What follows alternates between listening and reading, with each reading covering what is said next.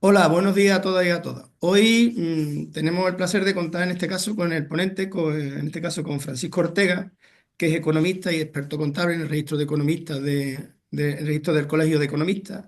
Tiene mucha experiencia en todo lo que tiene que ver con los cierres contables, los análisis de balance, tiene que ver exactamente con parte de una parte importante de todo lo que tiene que ver con la contabilidad y la economía de las empresas, que es el equilibrio financiero. Y aparte, bueno, él es socio de la cooperativa Balance, con Z, hay que pronunciarlo bien, ¿vale?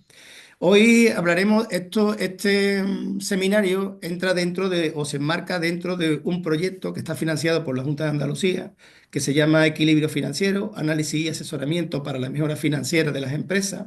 Es del expediente PL3.04 de 2025 y tratará sobre las obligaciones contables, la determinación de los resultados para el cálculo del impuesto a sociedades, la aplicación de los fondos, tanto el de reserva como el de formación y sostenibilidad, y se hará un pequeño ejemplo de casi todas las cosas tratadas. O como ha comentado el ponente, seguramente habrá otro webinario más adelante donde se aplicará de forma práctica todo lo que hoy veremos y tendremos ocasión de escuchar en este caso por parte del ponente. Y repitiendo lo mismo, está financiado en este caso por la Junta de Andalucía, por la Consejería de Empleo, Empresa y Trabajo Autónomo. Y sin más, le dejo la palabra a Paco Ortega cuando él quiera, ¿vale? Pues muchas gracias, Paco, cuando tú quieras. Muy bien, buenos días a todos y a todas. En principio, agradecer a Faesta que vuelva a contar con nosotros para este webinario y espero que sea menos, ya que es una parte delicada. Como he comentado eh, antes de que se iniciara, bueno, pues esta parte va a ser un poco más teórica. En la segunda que preparemos de lo que veamos hoy, más las dudas que puedan surgir, haremos un ejercicio práctico, que lo haremos más adelante y hoy será para comentar desde un poco todo el ámbito contable fiscal en el que están inmersas en las cooperativas y sobre todo pues las dudas que surjan también preparar por las novedades fiscales de este año y poder hacer el segundo webinario. Entonces, bueno, la idea, en función de los participantes que se han acogido, vamos a ver un poco desde el principio del inicio hasta iremos avanzando a llegar a la determinación del impuesto de sociedades, pero voy a hacer una pequeña introducción porque también hay algunas cooperativas que se han apuntado que es su primera vez en el mundo cooperativo y, bueno, necesitan refrescar un poco toda esta información, ¿no? El, el título, que es Cierre contable y fiscal en las cooperativas, ¿verdad? Que ya deja claro de qué es lo que vamos a hablar, no tiene mucho más, pero vamos a empezar por qué las cooperativas se diferencian de otro tipo de empresas. Habría que empezar por ver qué es una cooperativa. Eh, la definición que habla de cooperativas son empresas con valores, donde las personas realmente importan, tal. Al final nos tenemos que quedar con las ideas básicas que es una empresa con base democrática, donde el capital está en función de las personas, no de las aportaciones dinerarias, con lo cual una persona, un voto, es la manera más democrática de montar una empresa. Eh, por supuesto, claro, las personas son lo más importante de la empresa, porque son las que forman, sobre todo en las de trabajo, que es donde el objeto principal es el trabajo de las personas, como dicen algunos, aportan su trabajo y su vida. El reparto de beneficios exactamente igual, está supeditado a la actividad cooperativizada que hagan, por ejemplo, las de trabajo, en la prestación de servicios, o en función de cada uno, ¿no?, del capital aportado, que es importante. Una empresa en la que todo el mundo puede participar en la toma de decisiones, en la de que incluso se puede pertenecer al órgano de administración y ser parte del órgano de administración de dirección y gestión de la empresa, y en las que se ha demostrado, sobre todo en los últimos tiempos de cambios económicos y sociales, que es la mejor manera de conciliar la vida laboral y personal de las personas socias de las cooperativas. En, principio nos basamos en unos principios fundamentales de las cooperativas que se aprobaron a nivel internacional, donde viene, bueno, lo que ya hemos hablado, la gestión voluntaria abierta, gestión democrática, la participación económica, autonomía e independencia, educación, formación e información, que nos pararemos después cuando hablemos de los fondos en esta parte, y la cooperación entre cooperativas, que como estamos viendo hoy a través de FAESTA, es muy importante, y sobre todo con la nueva app para que han sacado, a ver si es verdad que podemos empezar a cooperar entre todos. Entonces, estos principios la ley andaluza los contempló, los adaptó, matizando un poquito algo, pero ya está adaptado, que es importante la nueva ley que se hizo en 2011, y tendremos en cuenta, aunque hoy nos basaremos, la mayoría de cooperativas que se han adherido son de servicio, de trabajo, aunque hay toda esta variedad de cooperativas, como se puede ver, que no tiene nada que ver con las sociedades limitadas, y donde podemos ver las cooperativas de trabajo, de consumo, de servicio, las mixtas, las especiales. Hoy no nos pararemos mucho de toda esta tipología, pero bueno, nos centraremos principalmente en la mayoría que son las de trabajo, que son la mayoría de los que están apuntados en el curso. A partir de ahí tenemos que pararnos y ver las diferencias que hay, tanto jurídicas, contables como fiscales, en las cooperativas con referencia a otro tipo de sociedades de forma jurídica. En cuanto en el régimen jurídico, principalmente la cooperativa está acogida a una serie de normativas desde a nivel europeo, que ya que se regula la ley de 3/2011 de 4 de marzo, en la que se regula la Sociedad de Cooperativa Europea, que se puede constituir, la misma Constitución española fomenta en su artículo 129.2 que se regule o se legisle principalmente fomentando el asociacionismo mediante cooperativas.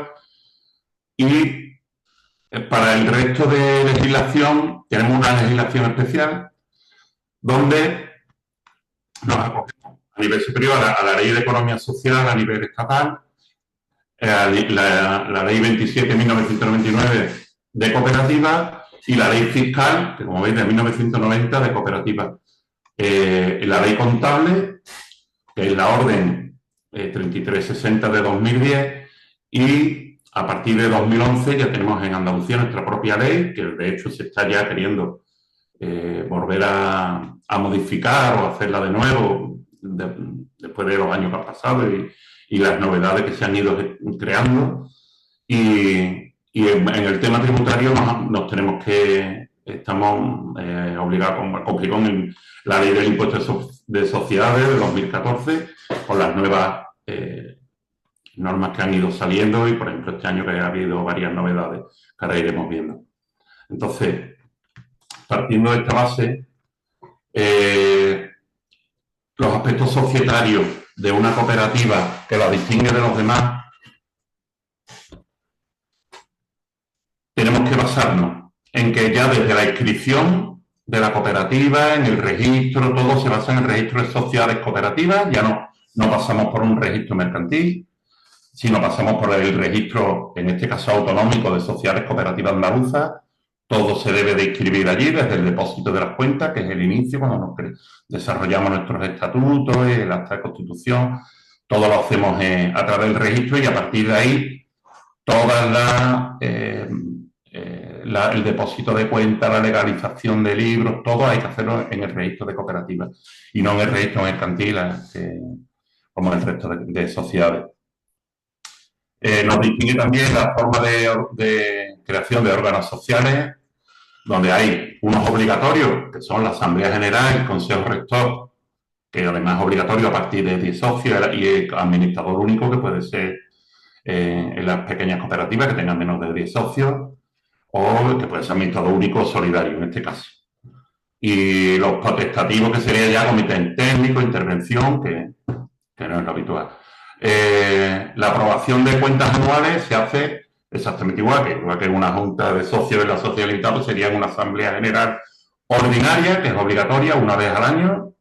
Antes eran más veces, pero con la nueva ley ya se obliga que solamente haría esa asamblea, y el resto de asambleas donde se aprueban el resto de decisiones que toma el órgano de administración serían asambleas extraordinarias. Permite la ley, en este caso, la ponderación de votos, aunque ya hemos hablado al principio que la diferencia de las cooperativas es que es una persona un voto, pero por ejemplo en las mixtas se puede ponderar de tipo de socios, si es persona, si es socio de trabajo, socio de consumo, nos permitiría ponderarla en este caso. El reparto de beneficios, como dijimos, está basado en la actividad cooperativizada y no en la participación en el capital monetario que se ha puesto. Y después la tipología de persona pues, puede ser desde persona común, inactiva, temporal, colaboradora o incluso la figura de persona inversora, que no es persona socia, sino se le llama persona inversora, no socia, por el hecho de que no tiene una serie de obligaciones, solamente es como una figura de un inversor que apuesta por nuestra cooperativa y quiere entrar, pero también tiene parte en la toma de decisiones. Y principalmente es un principio que es importante, que es el de libre adhesión y baja voluntaria. Que ya como veremos, bueno, puede influir en la manera sobre todo de cómo queremos regular nuestra cooperativa, donde aunque todo el mundo tiene, ¿verdad? Cualquiera que cumpla los requisitos que tenemos en los estatutos de acceder como persona socia, pero también se puede regular la temporalidad desde que llega, de como socio, se puede dar de baja cuando quiera también, que es importante.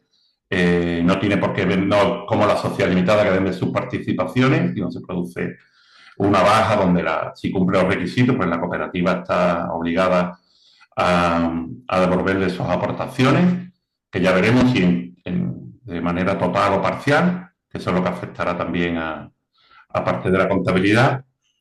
Y en principio, bueno, pues es lo que diferencia a la cooperativa de otro tipo de sociedades. Desde el punto de vista del régimen jurídico, en el régimen contable, como hemos visto, hay una norma, la Orden 3360 de 2010, donde saca una normativa contable para adaptarla a nuevos planes generales de contabilidad, donde son unas 13 normas que sacó, que nos pararemos un poco en las más importantes, donde sí se distingue la diferencia de la contabilidad de una cooperativa, principalmente en el patrimonio neto, dependiendo del tipo de aportaciones al capital, si van a ser las aportaciones reintegrables o no, los tipos de fondos, de cómo se calculan los resultados, los tipos de fondos, sobre todo de educación, información y promoción, que es obligatoria y exclusiva, que aquí en Andalucía sería Fondo de Formación y Sostenibilidad, por eso lo he puesto aquí debajo, y incluso llegando hasta el cálculo de los resultados, que pueden ser, que se distinguen entre cooperativos y extracooperativos, y la elaboración de las cuentas anuales, que también tiene una memoria distinta, adaptada a esta orden, y como ya dijimos, el depósito en el registro de cooperativas, y en principio es todo lo que la diferencia. Nos iremos parando algo en los datos más importantes, y no obstante, si como hablamos al principio, alguien tiene interés en que nos paremos en algo, que tiene algún interés que no nos hemos parado hoy y quiere que lo veamos al final o dejarlo para cuando hagamos el ejercicio práctico, no tenemos ningún problema. A partir de esta normativa que sacamos en conclusión, que es lo más importante, pues que no exige un capital mínimo legalmente cuando nos incorporamos como socios, no es como en las sociedades limitadas, que están en 3.000 euros, pero aunque se recomiende después, sobre todo por tener un balance de cara a los bancos y a la solicitud de crédito, y que tengan un cierto mínimo de capital, por tener un patrimonio neto que más o menos los bancos después, si solemos tener pega con esto de las aportaciones mínimas, pero bueno, legalmente no es necesaria. El capital, ahora distinguiremos entre el capital social contable y estatutario, en los tipos de aportaciones, que pueden ser obligatorias, voluntarias, de nuevo ingreso. La baja, que va a ser importante, la baja de las personas, si el reembolso se hace total podemos aplicar lo que se llama el reuse y los distintos fondos que tenemos, que nos pararemos un poco. Vale, lo primero que vamos a distinguir es las aportaciones al capital. Contablemente, las aportaciones pueden ser obligatorias, las que definimos en los estatutos como que son las aportaciones obligatorias que tiene que aportar toda persona socia que se incorpore, y después aportaciones voluntarias, que es una manera de autofinanciación de las empresas cooperativas que pueden decidir, al igual que se hace con las obligatorias, sacar un número de participaciones que se aprueban en asamblea, la forma de aportación, los plazos, el tipo, si se van a hacer remunerados, el tipo de interés. Y bueno, es una manera de financiación de las cooperativas con las mismas personas socias. Y después serían las aportaciones de nuevos ingresos cuando las personas que se van incorporando posteriormente y que se encuentra la cooperativa en una fase más elaborada, pues se puede decidir cuáles son las aportaciones que deben de ingresar, además de las aportaciones obligatorias de las personas socias que la constituyeron. Y hay un término que es el capital estatutario, que algunas veces crea confusión, que sería el importe mínimo del capital según los estatutos. Con lo cual, este capital, el capital contable nunca puede estar por debajo del capital estatutario. En el caso de que ocurriera, tenemos un año para subsanarlo, haciendo nuevas aportaciones o modificando los estatutos. Y sirve, porque lo distinguimos porque muchas veces nos han consultado que no tiene muy clara esta diferencia. Y es simplemente que el estatutario es desde cuando se constituye. Entonces también depende de con el capital que se inicie el proceso de la cooperativa, a partir de ahí pues nos va a marcar el mínimo legal de capital que tiene que existir contable.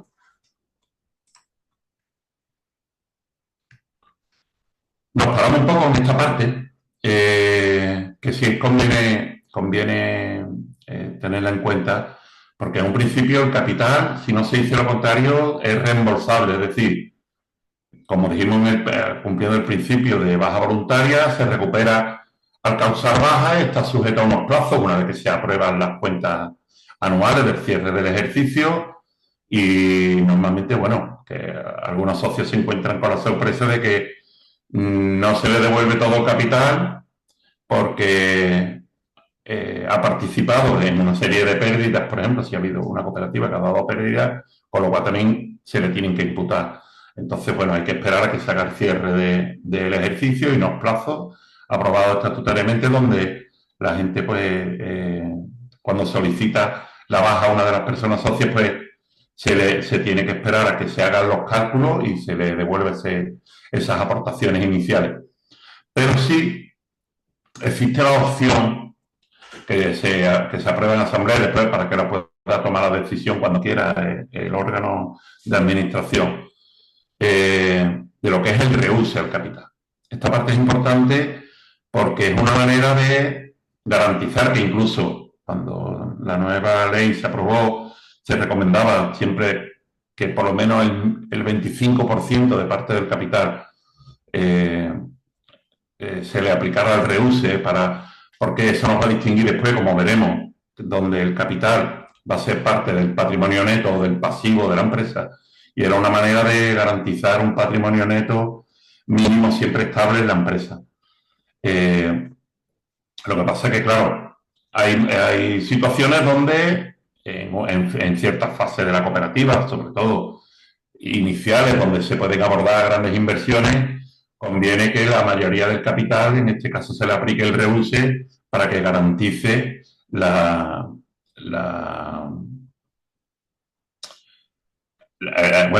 financiación del proyecto y por lo menos que se finalice, porque si no, la viabilidad de la empresa puede estar en peligro. Entonces ya, bueno, ahora nos pararemos un poco más en este asunto.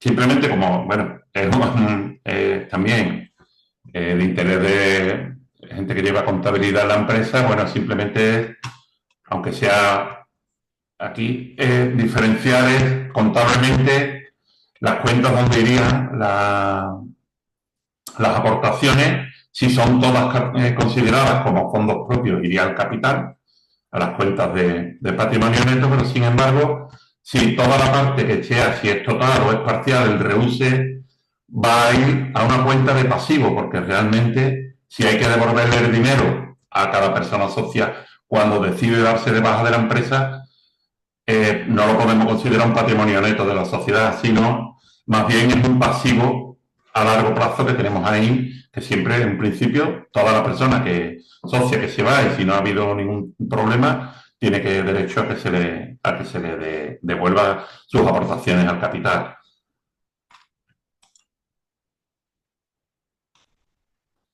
Otro tipo de aportaciones no reintegrables, es importante, para las personas socias, que como hemos hablado antes, que serían las cuotas de ingreso de los nuevos socios, que no serían parte del capital, ¿vale? Y si se destinarían y se incluirían contablemente, aunque sí dentro del patrimonio neto, pero dentro del fondo de reserva obligatorio.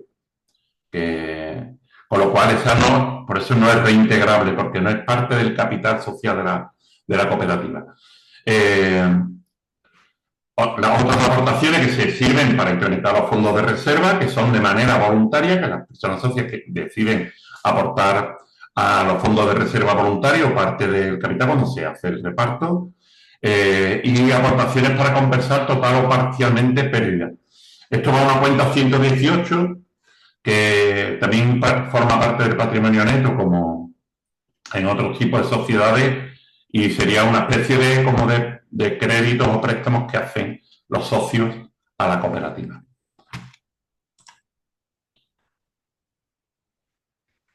Los fondos de reserva obligatorios, que el objetivo inicial es la consolidación, desarrollo y garantía de las cooperativas, y están en el patrimonio neto. ¿De dónde los vamos aportando? Pues se nutren de varios sitios. De los resultados positivos, que es obligatorio, que es un 20% de los resultados cooperativos, como veremos en la liquidación del impuesto, y un 50% de los extracooperativos. En el caso de que existiera la libre transmisión, porque no todas las cooperativas están acogidas, que es la posibilidad de que la cooperativa, si lo aprueba y así lo decide, las participaciones que tiene cada persona socia las pueda vender libremente, que algunas lo hacen a posteriori, no desde que se constituye. En este caso, cada vez que se vende una participación del beneficio que se ha producido, un 10% sería para la cooperativa. En las reducciones en las aportaciones obligatorias en las bajas, las nuevas cuotas de ingresos y el 50% de la regularización del balance en caso de que se produjera una regularización basada, bueno, pues en el valor de mercado del inmovilizado, que es el caso así más típico, pero que normalmente se suele esperar a que haya una amnistía fiscal o algo para hacer algo así. Los fondos de reserva obligatorios, contablemente, cuando son irrepartibles, como hemos visto, si van a una cuenta del patrimonio neto en el grupo 17, pero en el caso de que sean parcialmente, la parte que no, que no, vale, si que no se aplica el reuse, se devuelve, el reuse que se decide que si es repartible estos fondos, iría a una cuenta a corto plazo del grupo 52. Entonces, simplemente para quien esté interesado en la parte contable. Están los fondos de reserva o actualización, que estos fondos, como dice la definición, se crean para corregir los efectos de inflación de los socios salientes. Entonces vamos destinando una parte a ese tipo de fondos. ¿Para qué? Para compensar del dinero que se aportó el día que yo entré como persona social a cuando decido darme de baja, pues compensar un poco, por ejemplo, principalmente el efecto de la inflación durante ese periodo si se produce después de varios años. Entonces, exactamente igual, los fondos de reserva de actualización van a un grupo de patrimonio neto contablemente, y si es parcialmente repartible, si va parte a corto plazo, sería en el grupo 52. el fondo de reserva voluntario, que es como dije, igual, que son aportaciones que realizan los socios de manera que se busca una financiación interna, sin depender de agentes externos. Exactamente igual iría al patrimonio neto, la parte que sea no repartible, y si se decide repartir algo, la pondríamos en el grupo 52 a corto plazo y, y exactamente igual que los fondos que hemos visto antes. Y nos paramos un poco más en el Fondo de Educación, Formación y Promoción, que dice la orden contable, que es a nivel nacional, que en la ley andaluza se le llama Fondo de Formación y Sostenibilidad. Es un fondo específico de cooperativas que, y además es obligatorio dotarlo con un mínimo, como veremos adelante, con un mínimo de un 5% de los resultados, pero que es importante que solamente se pueda destinar donde marca la norma, no se puede destinar a otros usos porque ya de hecho la consejería sacó un estudio donde no se debe de destinar este tipo de fondos debido a la casuística que ya se había producido. En un principio, y el más importante es la formación de socios, socias trabajadores, trabajadoras de la sociedad cooperativa en principios cooperativos, técnicas económicas empresariales y profesionales. Es decir, por ejemplo, si el curso de hoy no fuera gratuito, hubiera que pagarlo, se podían destinar los fondos aquí.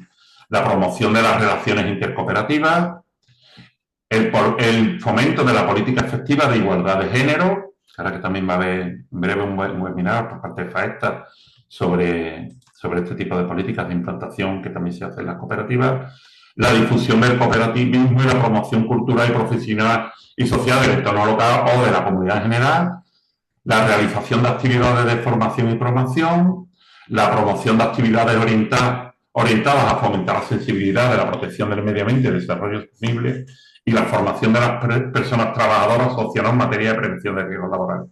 Como veis, algunas pues son un poco difusas y por eso aquí se sacó ese documento informativo porque nos da pie a mucha creatividad, pero sí es verdad que hay que demostrar que realmente se está fomentando la formación de las personas sociales en temas relacionados principalmente con el desarrollo de conocimientos del mundo cooperativo o bueno, en el caso del tema de igualdad de género y sostenibilidad, que también es importante.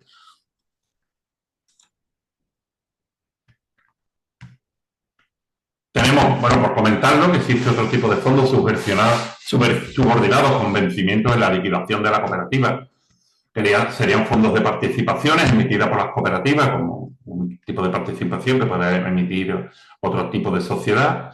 Pero en este caso no es para socios, sino para terceros, aunque solo los socios deben entrar, pero está pensado también para terceros, destinada a la financiación de la cooperativa y cuyo vencimiento no tendrá lugar hasta la aprobación de la liquidación de la cooperativa, de manera que pueden ser reembolsadas discrecionalmente y si en lo que es el orden de prelación de crédito, en caso de concurso de acreedores o de deudas con otros acreedores, pues sería la última en la fila, ¿no? Exactamente ocurre igual con los otros fondos subordinados, que también son otros fondos de financiación de la cooperativa, que también el vencimiento no tendrá lugar hasta que la aprobación de la liquidación de la cooperativa y que, como pasaba con los anteriores, a efectos de prelación de crédito se sitúa también al final de todos los demás.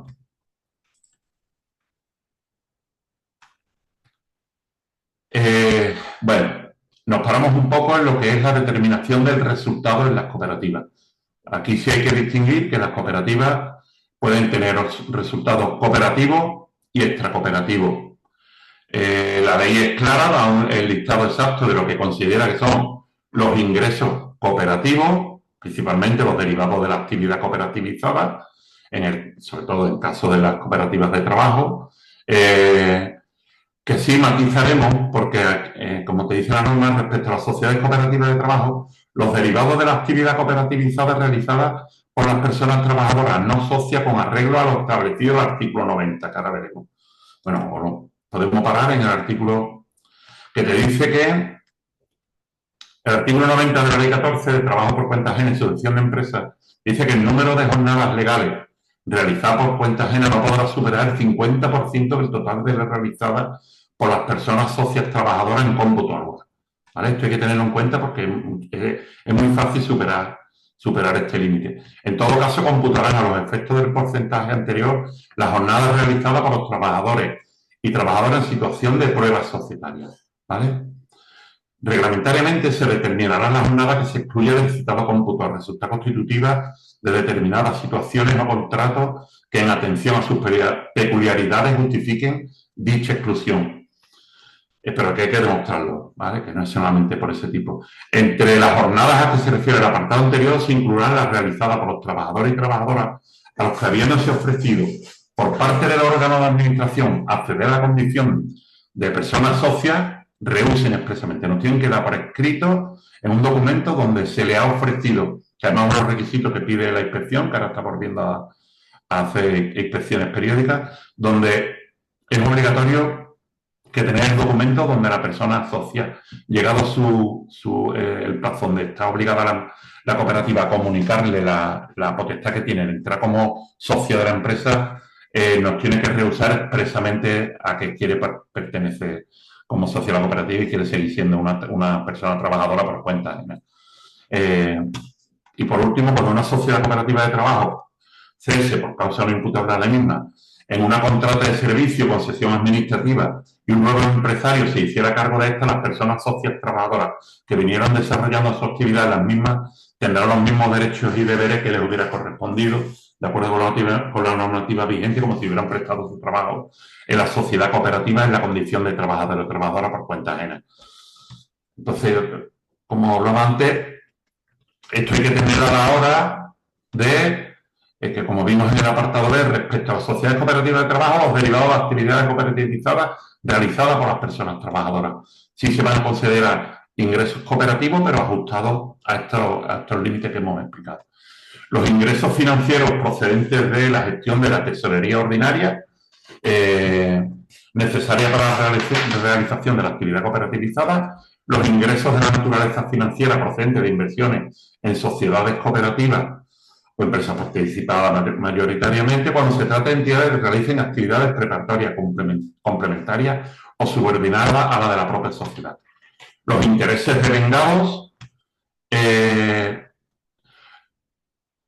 los derivados de operaciones de intercooperación también se considerarán ingresos cooperativos y las plusvalías obtenidas por la enajenación de los elementos del inmovilizado material destinados al cumplimiento del objeto social. Si no se reinvierte los ingresos obtenidos por estas rentas, se considerarían extracooperativo. Eso nos pararemos después un poco más.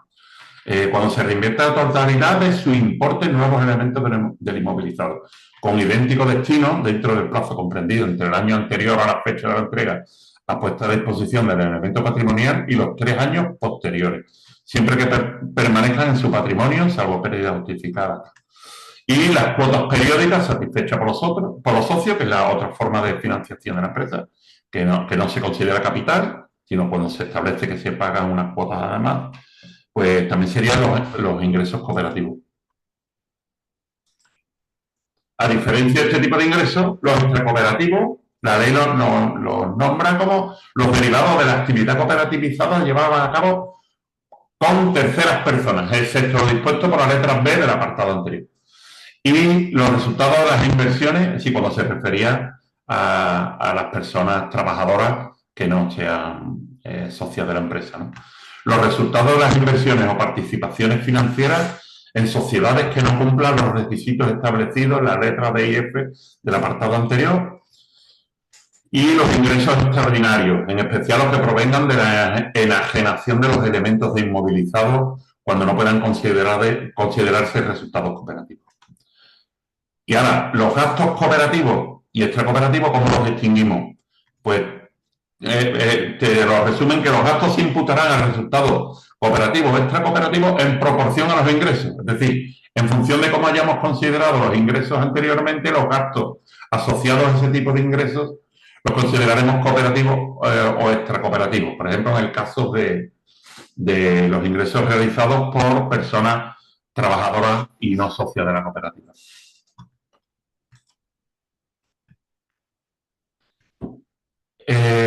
Bueno, pues además de estos apuntes que hemos hecho de lo que es la legislación contable, también vamos a destacar un poco en el régimen tributario la normativa específica que tienen que cumplir las sociedades cooperativas. Pues principalmente para lo que estamos hablando hoy, que es el cálculo del impuesto de sociedades, está sometida a la Ley 20 de 1990 sobre el régimen fiscal de la cooperativa, que es la misma imagen que le he puesto. Ya denota la antigüedad que tiene la ley y que seguimos diciéndolo durante muchos años, que ya creo que le va tocando el cambio. Y la Ley 27 de 2014 del impuesto sobre sociedades. Lo primero que tenemos que distinguir en las cooperativas con respecto al resto de sociedades es el grado de protección que considera la norma con respecto a las cooperativas. Las puede distinguir, bueno, aunque no está puesto aquí, como no protegida, protegida y especialmente protegida. En un principio, las protegidas serían todas las que cumplen con los requisitos y que cumplen con los requisitos de la ley estatal y las comunidades autónomas que se ajusten a los principios y disposiciones de esas leyes y que no incurra en ninguna de las causas de las pérdidas de la condición de fiscalmente protegida. Como ahora veremos, es decir, nos marca que en un principio partimos de la base que todas serían cooperativas protegidas, salvo las que incumplan los requisitos que les obliga a dejar de serlas. Y ya un nivel superior de protección, que sería la especialmente protegida, en las que se pueden acoger las cooperativas de primer grado de trabajo agroalimentaria, de explotación comunitaria de la tierra, del mar, de consumidores y de usuarios. Y esto es la legislación actual, ¿verdad? Que como si en la nueva esperemos que los distintos tipos de cooperativas que se han planteado que se constituyan, pues también esperemos que las incluyan dentro de las especialmente protegidas. Y en el caso de las de segundo grado, si todas las cooperativas socias de una cooperativa de segundo grado son especialmente protegidas, pues la cooperativa de segundo grado también lo sería. Entonces, para ver los beneficios fiscales de las cooperativas protegidas, el principal, que es el que nos pararemos a ver hoy un poco más, es sobre el impuesto sobre sociedades, donde tiene un tipo de gravamen específico para resultados cooperativos y para resultados extracooperativos, que es más similar por ejemplo, a una SL.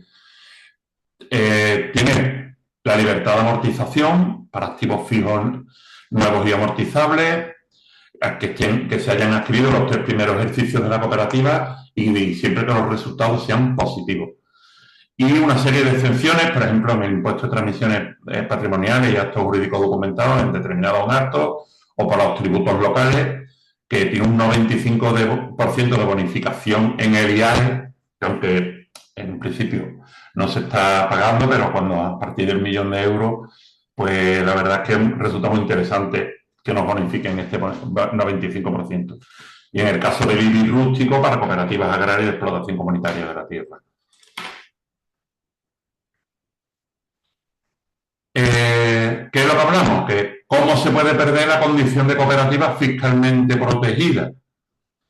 Pues la norma nos dice que es, bueno, pues una de estas para no pararnos en todas, pero no efectuar las dotaciones al fondo, repartir entre los socios, pero fondos irrepartibles, incumplir el destino de los resultados de la regularización de balance, no aplicar bien sobre todo los fondos de formación en los que más están mirando sobre todo inspección, pero retribuir las aportaciones a socios con intereses superiores a los que están autorizados, acreditar retorno en proporción distinta a las entregas, actividades, no imputar pérdidas, etcétera, ¿verdad?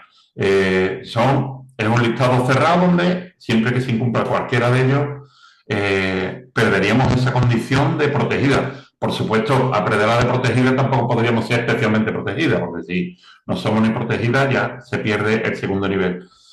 Pero nos paramos un poco en este que era emplear trabajadores asalariados en número superior al autorizado en el supuesto de que exista tal limitación.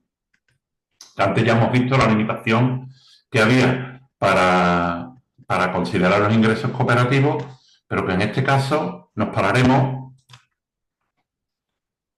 porque a ver,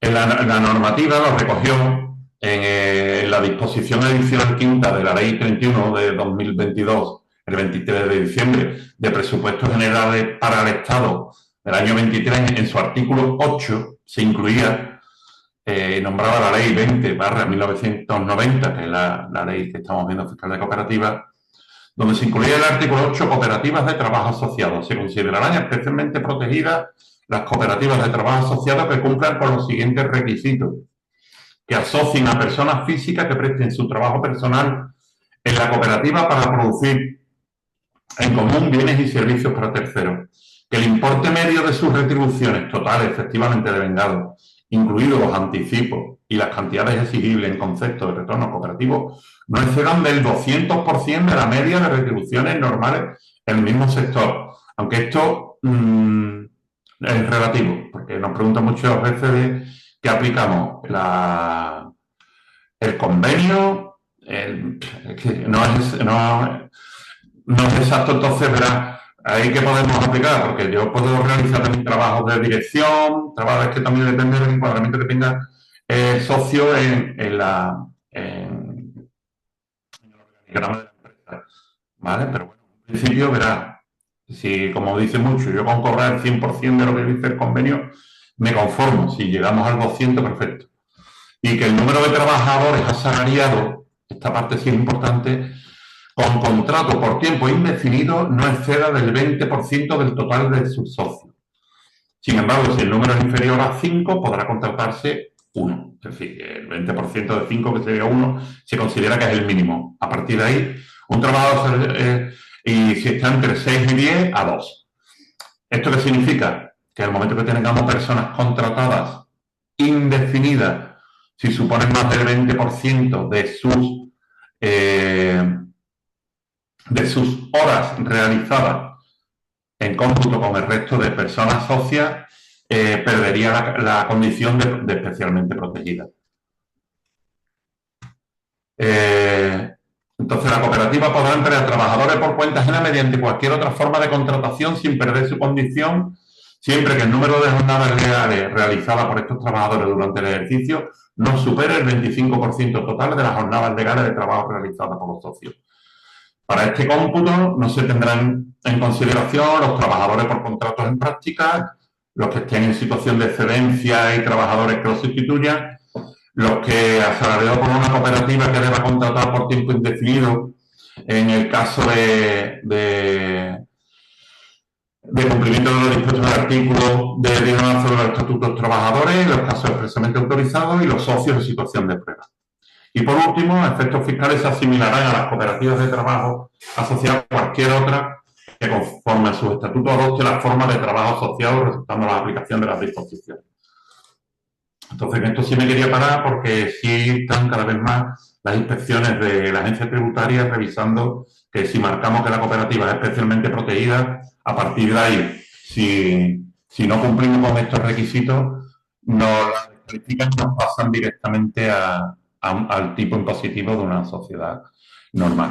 Entonces, los beneficios de las cooperativas especialmente protegidas, que no son pocos, sería la bonificación del 50% en la cuota íntegra de forma general y del 90% en el caso de las cooperativas de trabajo que integren a un mínimo del 50% de personas socias con discapacidad o que al constituir la sociedad estén desempleadas.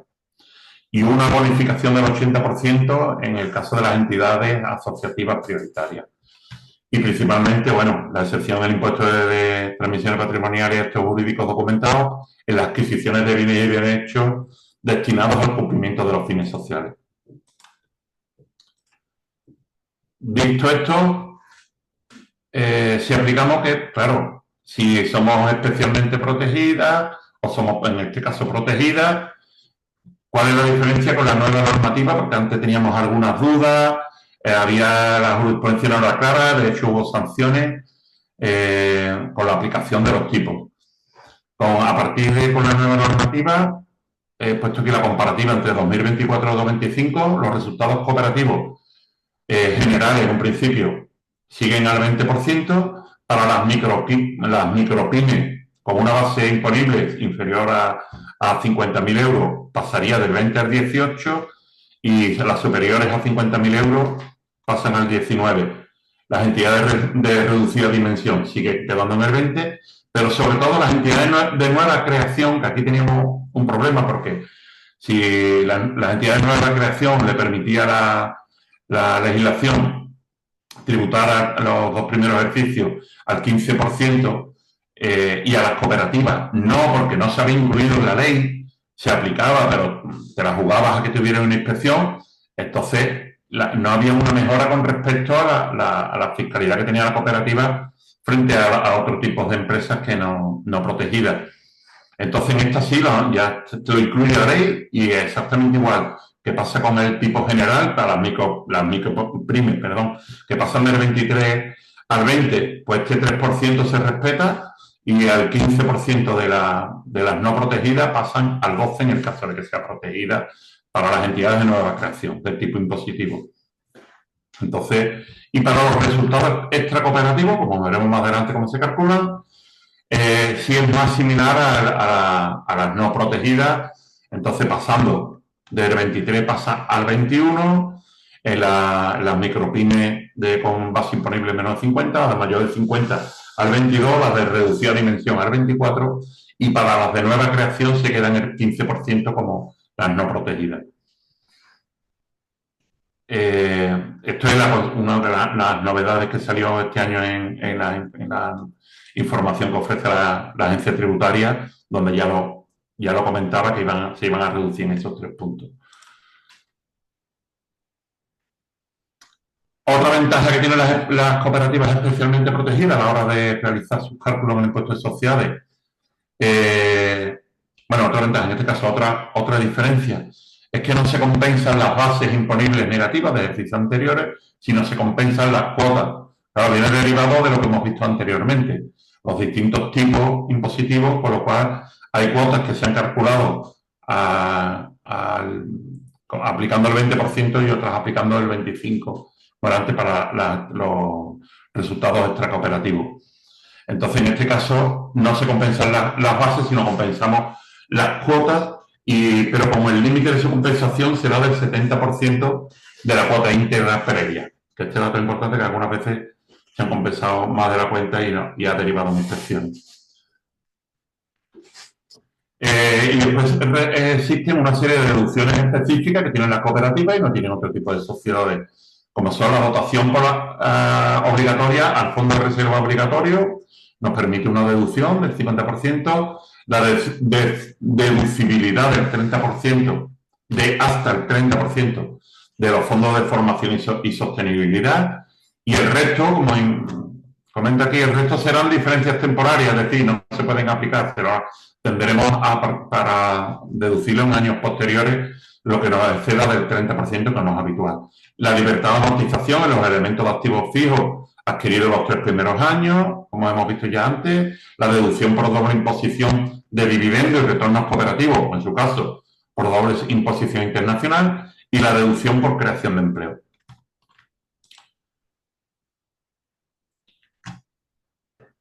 Y también nos podemos aplicar unas bonificaciones en la cuota íntegra distintas, que son el 50% de la cuota íntegra del impuesto sobre sociedades en las cooperativas especialmente protegidas.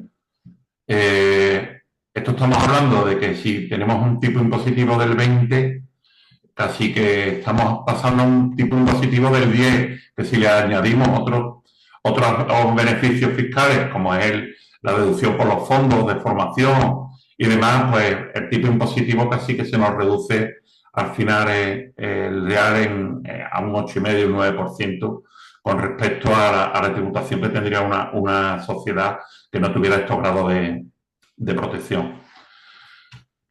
Esto, bueno, sería igual el 50 para las cooperativas de segundo y ulterior grado, para las asociadas y especialmente una bonificación del 90% en las cooperativas de trabajo, con donde hemos visto con donde el 50% de los socios tengan una discapacidad y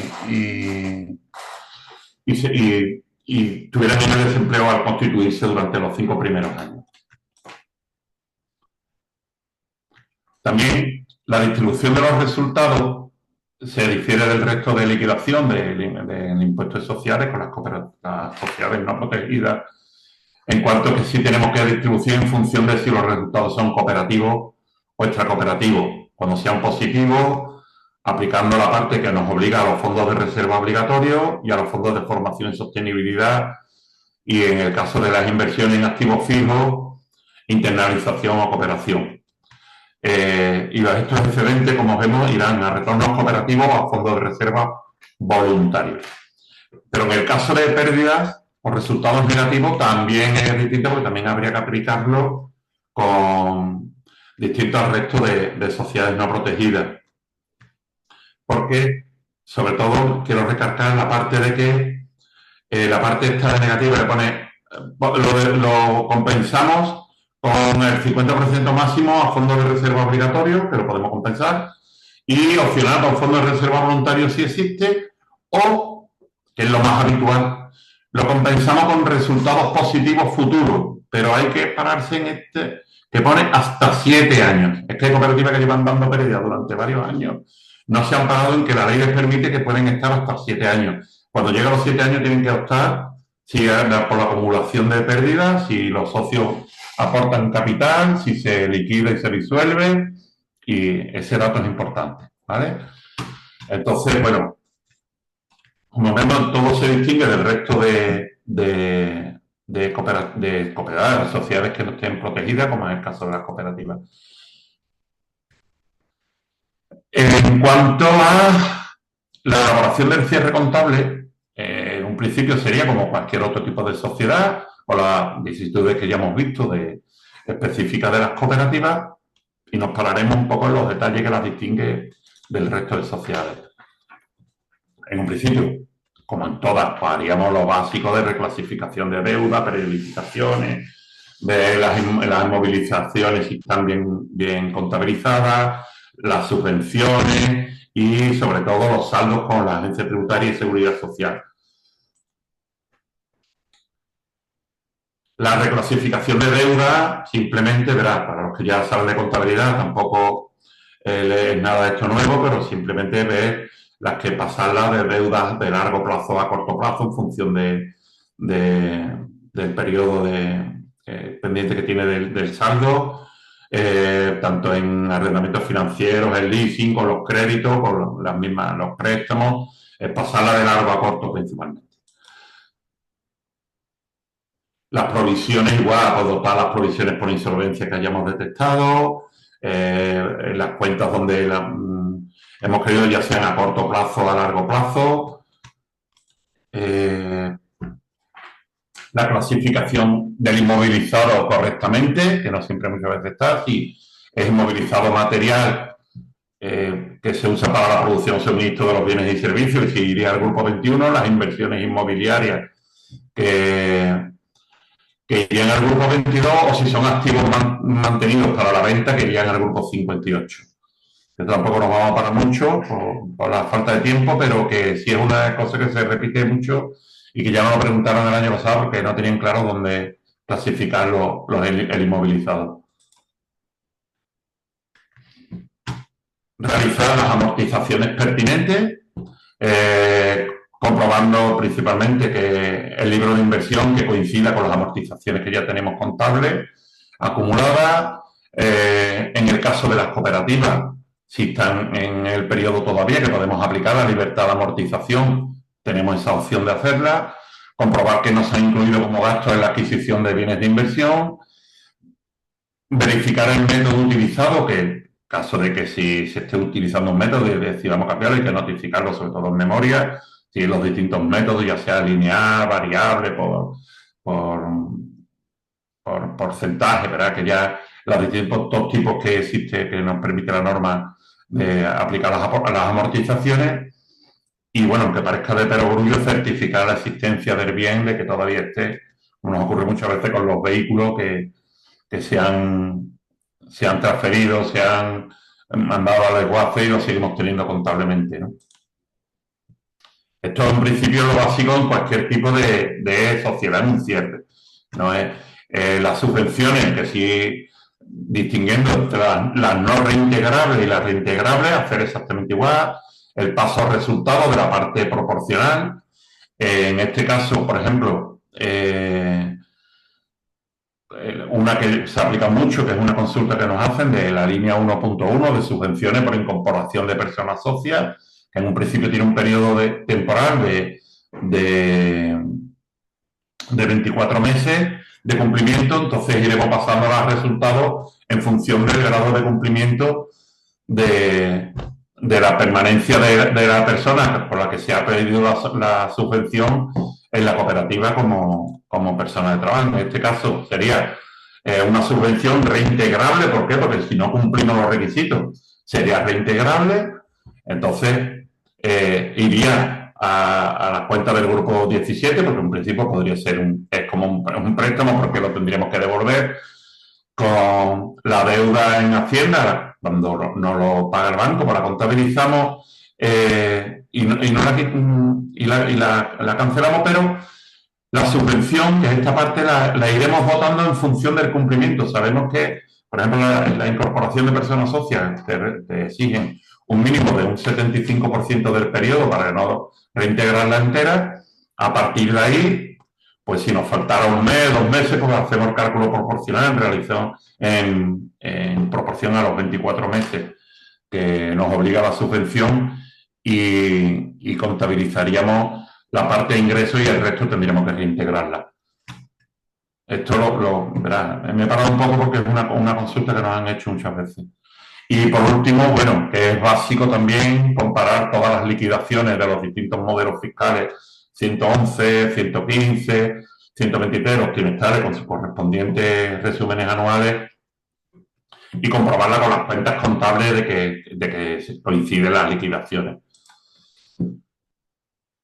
Dicho esto, después de revisiones varias, de conciliaciones de cuentas, en el caso que haya existencia, las variaciones de existencia, los saldos de clientes y proveedores habituales, pues ya pasaríamos a la determinación, que es lo importante, del resultado cooperativo y extracooperativo, donde tenemos que diferenciar basándonos en lo que nos hemos visto antes de los ingresos y los gastos. Si los ingresos, en un principio, si están realizados por personas socias, no tenemos personas por cuenta ajena, todos los ingresos serían computables como resultado cooperativo y los gastos irían todos en la misma columna. En el caso de que tuviéramos ingresos que pudiéramos considerarlos extracooperativo, proporcionalmente la columna de resultados extracooperativo la iríamos pasando los gastos totales en proporción a esos ingresos. Eso ya cuando veamos el ejercicio práctico lo haremos en una F para que quede más clarito. A partir de este resultado que calculamos, ahora lo veremos cómo se hace en el impuesto de sociales, aplicaríamos a los aumentos o disminuciones, en este caso, a ese resultado le aplicaríamos el 50% de la dotación obligatoria del fondo de reservas obligatorios, la obligatoria, es decir, nos dice la ley que tiene que tener un porcentaje. Si nos pasamos de ese porcentaje obligatorio, no es deducible. Es decir, que eso es importante. Eso lo vemos que se repite mucho. Es decir, seguimos dotando parte al fondo de reserva obligatorio aunque hayamos pasado el mínimo legal que nos exige la norma. Podemos seguir dotándolo, aunque no es recomendable, porque después, en caso de liquidación, hay que devolver la parte y demás que corresponda. Entonces, cuanto más dotemos ahí, pues más tendríamos que devolver. Bueno, ahí está, porque esto viene del impuesto social, reservas de inversión en Canarias, Baleares, el factor agotamiento. Esto lo recomiendo que se hagan una vez siempre aparte los cálculos antes de realizar el impuesto sociales y después ya lo tengamos claro cuando tengamos que rellenarlo, porque es una casilla que se rellena aparte dentro de la liquidación del impuesto. Entonces pasamos, como vamos a tiempo justito, a lo que es la liquidación del impuesto en sí, que empezamos, bueno, marcando en la casilla de caracteres si es especialmente protegida, marcaríamos esta casilla. Si fuera solamente protegida, marcaríamos la 17 y si no, no tiene ningún grado de protección, marcaríamos el resto. Esto igual, vamos, esto es simplemente informativo, el régimen aplicable, si es una entidad de reducida dimensión, en este caso de otros caracteres, si fuera una empresa que estuviera inactiva, marcaríamos la 26, porque este año ha sido inactiva, si hubiera sido negativa, marcaríamos el 27. Bueno, esto que es obligatorio ponerlo, lo de si los ingresos han sido inferiores a 20 millones y si el periodo impositivo coincide con el año natural. Por ejemplo, cooperativas donde está en función de las cosechas, o si son, por ejemplo, entidades de colegios que tienen su periodo adaptado a lo que es el periodo escolar, entonces habría que especificarlo. Y a partir de aquí, en función del grado del total de activos de la cifra del negocio que tengamos, estaría clasificada para presentar con el modelo abreviado con el modelo normal. Y entonces marcaríamos el tipo de modelo que vamos a presentar y ya sería el modelo abreviado, modelo normal y pocos más. A partir de ahí, llegamos con lo que hemos visto antes, tenemos que rellenar la casilla de resultados cooperativos y extracooperativos en función de los cálculos que hayamos hecho previos. Y siguiendo el esquema de liquidación que marca la misma agencia tributaria en su web, que es específico para cooperativas, una vez que tengamos los resultados en cooperativos y extracooperativos, haríamos los correspondientes ajustes extracontables, le aplicaríamos el 50% de la dotación obligatoria al FROB y bueno, y la reserva esta de Canarias de agotamiento, pasaríamos a tener las bases imponibles de resultado cooperativo y extracooperativo, y aquí aplicaríamos el tipo de gravamen que hemos visto en la tabla anterior. Si en el caso de que sea la de el 20%, o sería el 23% si no fuera la protegida, o el 12% en el caso de nueva creación, y pasaríamos a calcular la cuota íntegra previa, que a partir de aquí ya seguiríamos el resto de liquidación. La diferencia entre el resultado contable y la base imponible, en las correcciones que hemos visto anteriormente, distinguiendo así rápido, tendríamos lo que son las diferencias permanentes, es decir, que ya se quedan y las aplicamos en el impuesto y ya son definitivas, pues tendríamos que quitar los gastos no deducibles, como son multas, sanciones, donativos, gastos financieros derivados de entidades de grupo, intereses participativos. Y en el caso de las negativas, pues que en este caso nos beneficia sería la reducción de algunas rentas procedentes de algunos activos, por doble imposición, por rentas obtenidas en extranjeros o las aportaciones al fondo de reserva obligatorio, como comentaba. Las diferencias temporarias, que en este caso no son aplicables ya de manera definitiva, sería la limitación a la deducibilidad de los gastos financieros, eso como el resto de sociedades. La diferencia entre criterios de amortización contable y fiscal, que lo habitual es que se sigan los porcentajes fiscales, pero no tenemos por qué, podemos llevar una amortización contable porque nos interese llevarla así, pero tenemos que hacer el ajuste fiscal que supondría, las pérdidas por deterioro por insolvencia, las provisiones de gastos inherentes a riesgos y garantías. Y en este caso las negativas, pues por la libertad de amortización que hemos comentado antes, en inversiones por valor inferior a 300 euros, con un límite de 25.000 en ejercicio, empresas de reducida dimensión, y a los inmovilizados afectos a I+D, que esto también ha habido novedades este año en la norma. O en el caso de amortización acelerada por ciertos vehículos, claro, como tenemos híbridos y eléctricos. Voy corriendo porque es que, como veis, son muchas cositas, por eso solamente la parte teórica y ya la parte práctica la haremos otro día. Y pararme en esto lo justo, que es, si es importante, el cálculo del Fondo de Formación y Sostenibilidad, la norma que está aquí, la formulita, que lo haremos en su día, si te dice que a la hora del cálculo como nos tenemos que basar es un 5% mínimo sobre la base de cálculo, que en un principio sería el resultado cooperativo, pero ya ha disminuido la propia dotación al fondo, porque el fondo no se reparte como el resto de fondos, sino se incluye como gasto antes de la liquidación del impuesto, que eso es lo importante. Entonces, ya una vez aplicado el fondo, lo metemos, hacemos el asiento contable y a partir de ahí obtenemos el resultado cooperativo donde aplicaremos ese 5% que previamente hemos contabilizado como gasto. Con lo cual había que descontarlo de la base de cálculo. Como al final es un lío y mucha gente incluso aplica no solamente el 5%, sino que lo más fácil es decir, o un 5% al resultado y fuera. Y además tenemos hasta un límite de un 30% y muchas prefieren, según lo que se haya aprobado en la asamblea, en lo que se los quieren destinar estos fondos, es habitual que sea incluso superior al 5%, verá, esto es por ser ya más teórico y como exactamente si queremos aplicar el 5 como marca la norma. Pero si no nos complicamos, aplicamos el 5% al beneficio con el límite del 30 y ya está.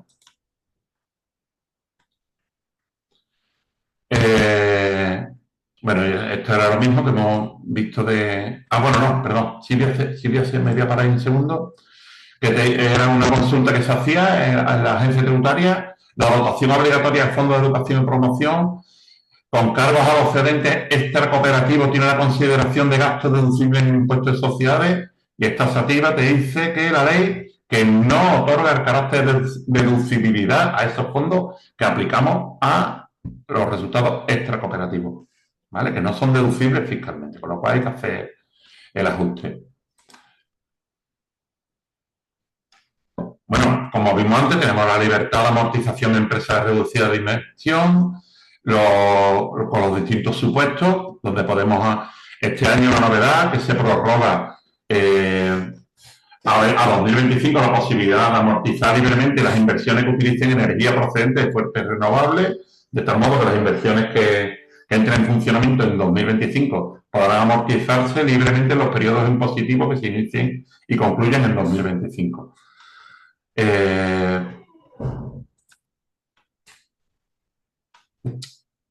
La libertad de amortización en sociedades cooperativas que ya hemos visto.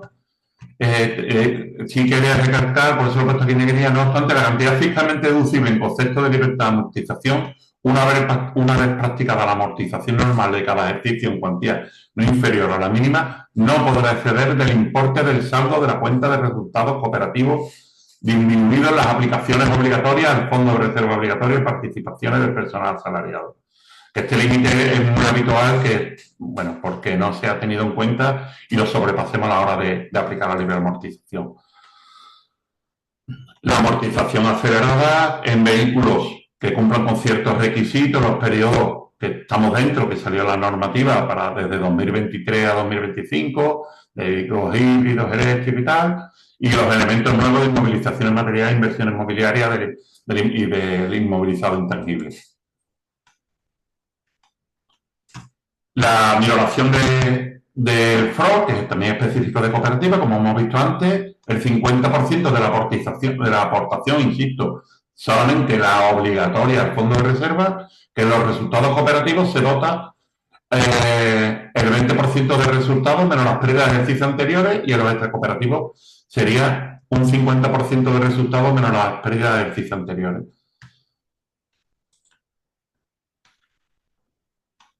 A partir de que ya tenemos la cuota íntegra previa, bueno, pues la aplicamos como el resto de sociedades, las pérdidas por deterioro, las aplicaciones del límite, y aquí es donde entran parte de la compensación de cuotas por pérdida de ejercicios anteriores, que podemos deducir de la cuota íntegra que ya nos ha salido, deducimos las cuotas que teníamos ya informadas en las anteriores liquidaciones del impuesto a la administración tributaria, y aquí es donde aplicamos la compensación de cuotas por pérdida de ejercicios anteriores y ya obtenemos lo que es la cuota íntegra.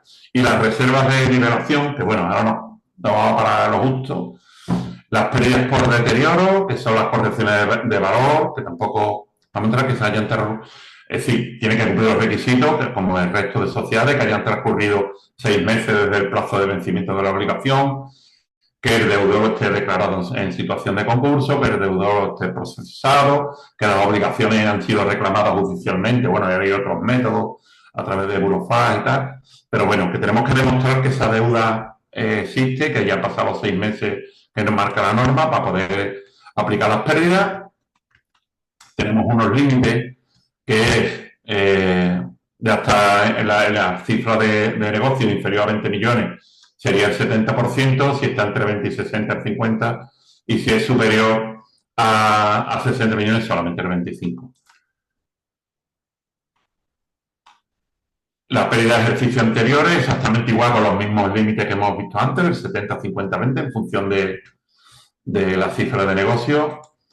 Y nos vamos a parar justo en las reservas de nivelación que existen, que en las cooperativas como en las reservas de capitalización, ¿qué ocurre? Que no se pueden aplicar porque solamente están previstas para empresas que tengan el tipo de impositivo para empresas no protegidas. En el momento que seamos protegidas, especialmente protegidos, no podemos aplicarla. Pero si decidimos que no somos protegidas porque hemos incumplido los límites, esos ejercicios podríamos aplicar la reserva de nivelación, que nos podríamos deducir hasta en un 10% la base imponible con el límite máximo de 1 millón, y en las de capitalización exactamente igual, que lo que es un incentivo por el incremento de los fondos propios que se haya generado en la cooperativa, que podríamos aplicarlo, pero exactamente igual ocurre que solamente se aplica a las no protegidas o a los resultados extracooperativos o que no estén protegidos. Pero bueno, quería comentarla. Ya una vez que tenemos esta cuota íntegra, aplicamos las bonificaciones y deducciones del impuesto de sociedades y las específicas de las sociedades cooperativas. Que aquí esta es la más importante de toda la liquidación, porque tenemos en las bonificaciones y deducciones, exactamente igual que en el resto de sociedades, las principales bonificaciones serían las deducciones por actividades en I+D, que eso, bueno, tendremos que hacer primero un informe y presentar a la agencia tributaria de que estamos realmente teniendo unos gastos que se pueden considerar de investigación y desarrollo. O la financiación de espectáculos en artes escénicas, que es un tipo de financiación que cada vez se está imponiendo más, porque ahora mismo como es el producto más rentable que existe, porque en 6 meses recupera prácticamente el 20% de lo invertido. Lo que pasa es que sí es verdad que hay que tener dinero disponible en diciembre, y las deducciones por donativos. Y la bonificación específica de cooperativa, que es la más importante, porque sería un 50% sobre la cuota íntegra prevista. Es decir, que esta es la parte más interesante de la especialmente protegida, porque nos hace que al final liquidemos la mitad de la cuota que teníamos prevista.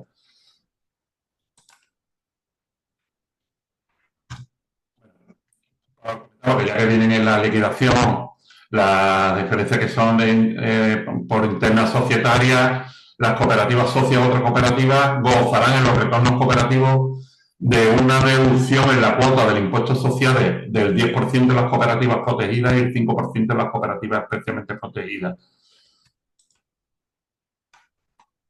A partir de aquí, una vez que tenemos la cuota líquida, aplicamos, como en todas las sociedades, las retenciones que ya nos han hecho por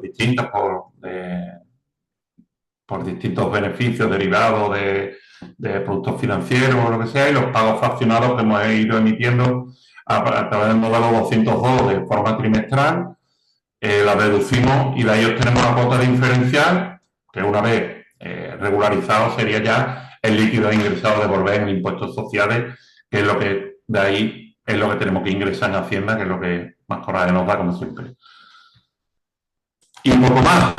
Es decir, lo único que nos quedaría es comentar también que tenemos una serie de obligaciones formales en las cooperativas que estamos distintas al resto de sociedades por la forma, que es como ya hemos comentado, que la inscripción en vez de en el registro mercantil sería en el registro de sociedades cooperativas, que tenemos que dar la contabilidad conforme al Código de Comercio y al plan sectorial que hemos estado comentando de cooperativas, la aprobación de las cuentas anuales en la Junta, que en principio es si desde que se cierra el periodo, si es un periodo habitual con fin el 31 de diciembre, tenemos 3 meses para poder elaborar las cuentas por parte de en este caso son el consejo rector o el administrador de la sociedad, y una vez elaborada y entregada a los socios, tienen 3 meses para aprobarla y depositar las cuentas en el registro de sociedades cooperativas.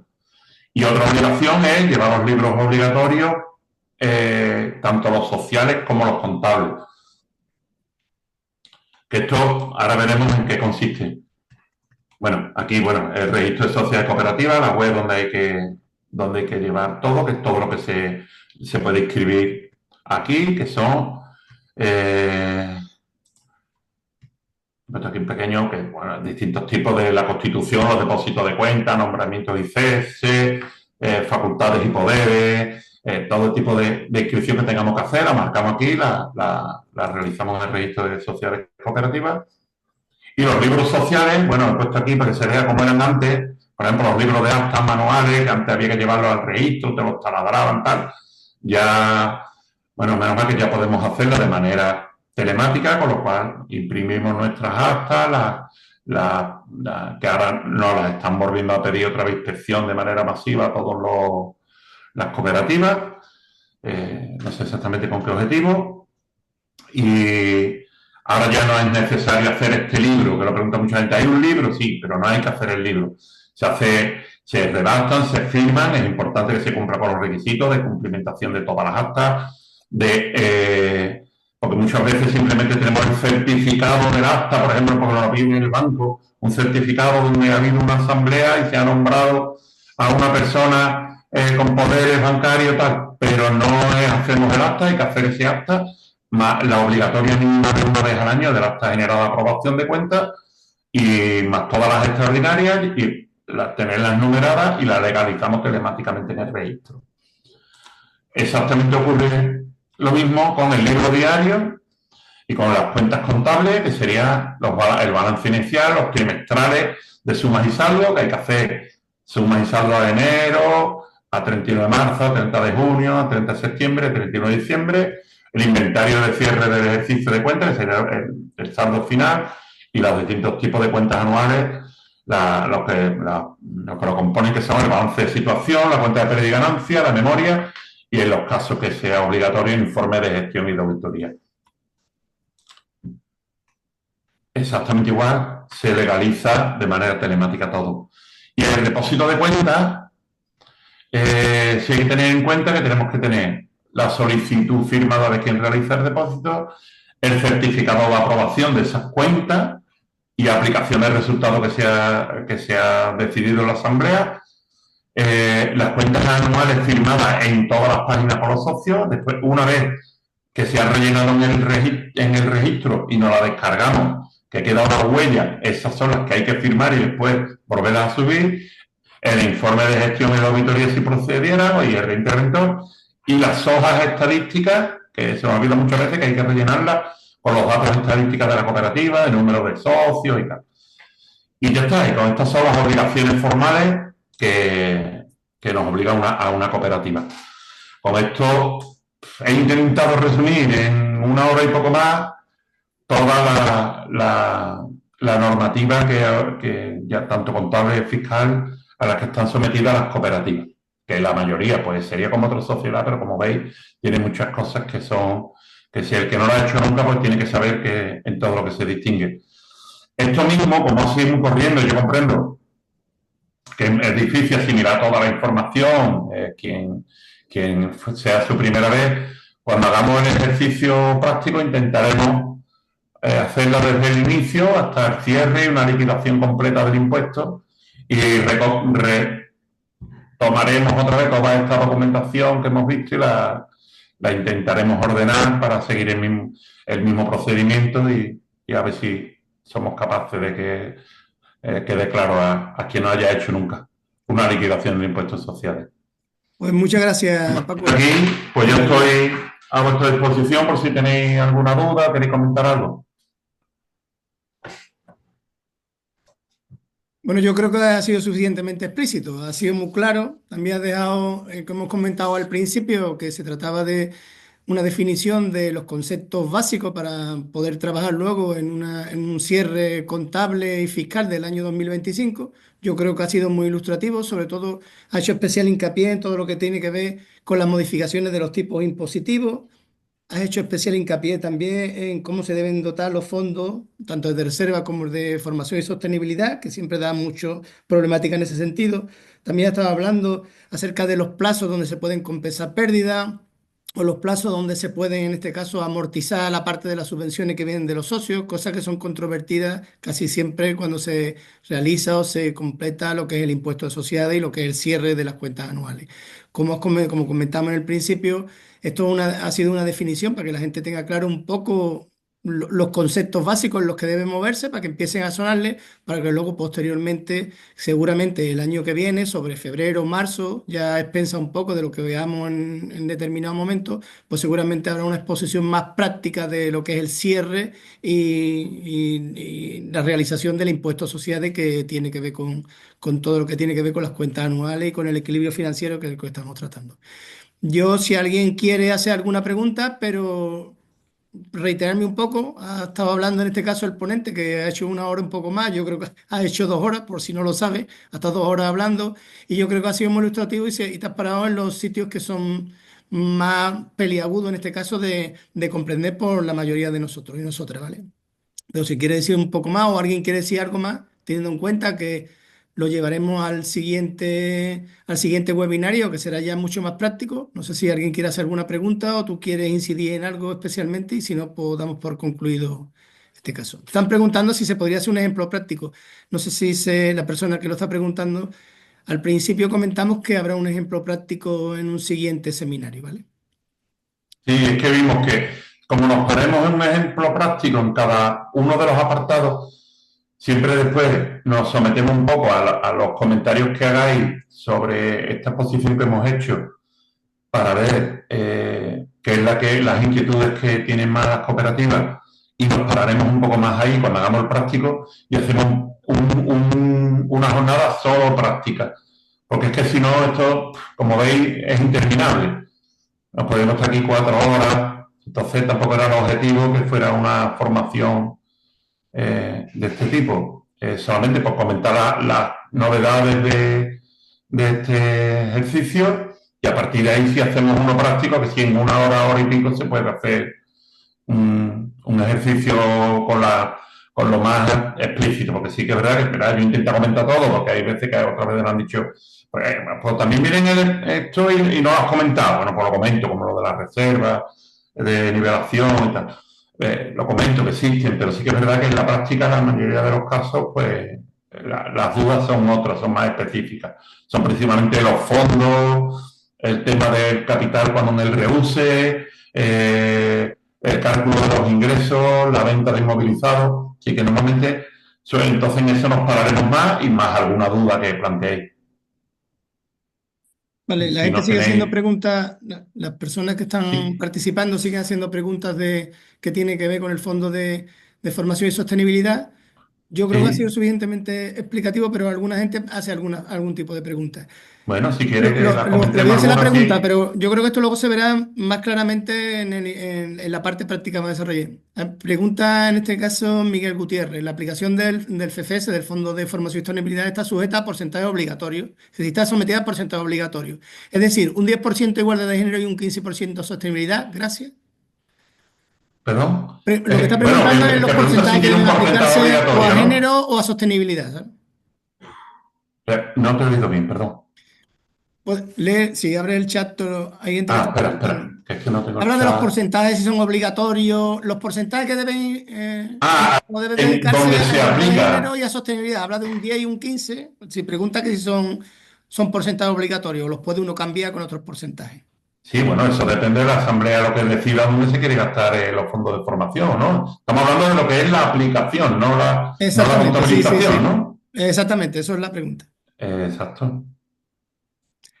Aquí habla otra persona que estaba hablando en caso de aplicar 12% en el caso de cooperativas de nueva creación, en el caso de Sí, pérdida se aplica ese 12%.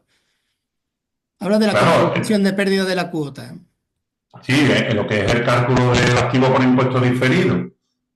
tendría que aplicar en principio ese porcentaje, claro, pues ahí no nos conviene, pero La gente sigue haciendo preguntas un poco más particularizadas. Yo creo que ujú. esto debíamos dejarlo, la mayoría de las preguntas, al ejemplo práctico que vamos a realizar más adelante, ¿vale? Porque De esta estaría forma, bien para incluir, la recopilaremos y las tendremos en cuenta a la hora de realizar el ejercicio práctico, como hicimos el año pasado. En función un exactamente. poco de las preguntas que hagáis, pues haremos más incidencia en ese tipo de preguntas. Sí, porque la gente está entrando en detalles un poco más particulares. Si, por ejemplo, Luis Fiesta está hablando que estaría bien incluir en el ejemplo cómo se procede cuando se detecta una desviación entre las cantidades contabilizadas de un modelo, por ejemplo, el de las retenciones, y el cargo final que nos hace el banco por parte de la administración.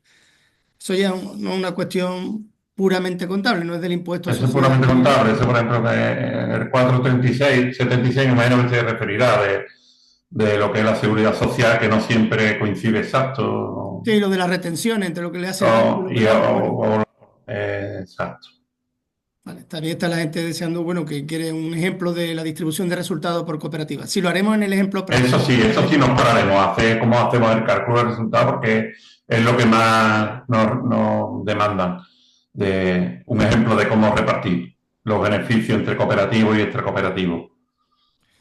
Bueno, pues ya no hay más preguntas. Son preguntas, claro, de la gente interesada, pero vamos, yo creo que con el ejemplo práctico prácticamente Se se ve todo verá, esto. esto era también, hombre, porque era la manera también que hay personas que en otro caso hemos hecho más práctico y era su primera vez y claro, la mayoría de los conceptos se le iban porque no Exactamente. lo tenía claro. Entonces este es un poco, bueno, pues introductorio para que se sepa la normativa, de dónde irla viendo y bueno, y de aquí a que lo hagamos, todas las consultas que podéis hacer llegar a FAESTA, pues nos las irán comunicando y en función de eso prepararemos el práctico hasta la nueva normativa de este año. Vale. En el correo que se ha mandado recordando lo que era el webinario de hoy, todo este Sí, tipo de preguntas nos lo podéis remitir o respondéis a ese correo, las recopilamos y ya el ponente en el siguiente seminario pues intentará responder a todo este tipo de preguntas de manera más general.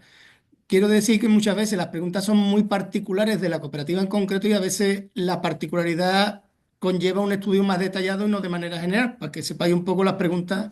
Si se pueden contestar, se contestan, pero algunas veces son tan particulares que es propio de la cooperativa y no de manera general. Lo mejor si es un estudio más exhaustivo y no una contestación de manera más general por parte del ponente, ¿vale? Y poco más, no sé si alguien quiere decir algo más y si tú, si acaso, si tú quieres, te despides, Paco, y ya cerramos bueno, pues ya está. Pues muchas gracias a todos. Espero que haya sido lo más ameno posible. Lo hemos intentado, resumirlo al máximo. Y que al final va, hombre, lo hacemos como es para los que habéis participado aquí.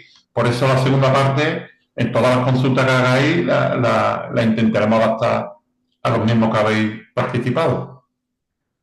Pues muchas gracias, Así que Paco. nada, gracias a ustedes y a Faesta, Y enhorabuena por como la siempre. exposición. Ha sido muy didáctica, ¿eh? Muy ilustrativa. Venga, gracias a Muchas ti. gracias, compañero. Hasta luego. Bueno, corto la grabación y cierro, ¿vale? Muchas Hasta luego. gracias. Vale.